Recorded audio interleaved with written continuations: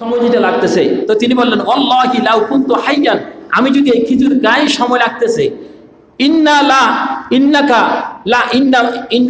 লা হায়াতুন তাওয়িলা, এই খেজুরগুলি খেতে সময় লাগবে।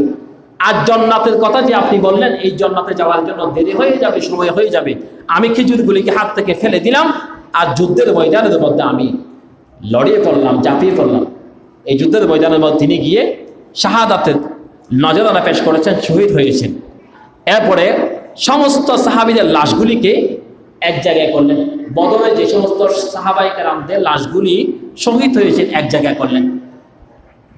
শহীদদের তো গোসল নাই, শুধু দাফন আছে, নতুন কোনো কাপড় নাই।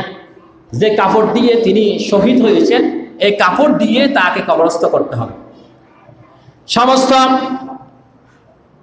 শাহাদায়ে বদরের লাশগুলিকে এক জায়গায় করলেন, একত্রিত করে জিজ্ঞাসা করলেন, এইটা কার লাশ, এটা কার লাশ, এটা কার লাশ? একজন সাহাবী এসে বললেন, ইয়া রাসূলুল্লাহ, আপনি যখন বদরের যুদ্ধের কথা বলতেছিলেন, তখন একজন সাহাবী উমাইর বিন হামাম তিনি খেজুর কাটছিলেন। খেজুরগুলিকে হাত থেকে ফেলে দিয়ে, খেজুরগুলিকে নিজের জীবনের মজাগুলি বাদ দিয়ে আপনার সাথে যুদ্ধের ময়দানের মধ্যে ঝাঁপিয়ে পড়লেন। ইয়া রাসূলুল্লাহ, এই উমাইর বিন হামামের এই লাশটা। তখন নবীজি ওই লাশের দিকে দেখে বললেন, ইন্নাকা মিন আহলিল জান্নাহ। নবীজি বললেন, ইন্নাকা, নিশ্চয়, মিন আহলিল জান্নাহ, ওই উমাইর বিন হামাম, তুমি আল্লাহর জান্নাতের অধিবাসী, তুমি আল্লাহর জান্নাতের মধ্যে যাবে। সুবহানাল্লাহ।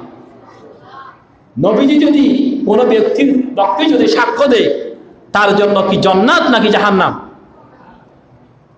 জান্নাত নাকি জাহান্নাম? জান্নাত।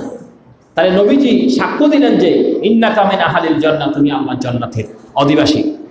এখন আজকে সময় স্বল্পতার কারণে আর এই আলোচনাগুলি সামনের দিকে আমি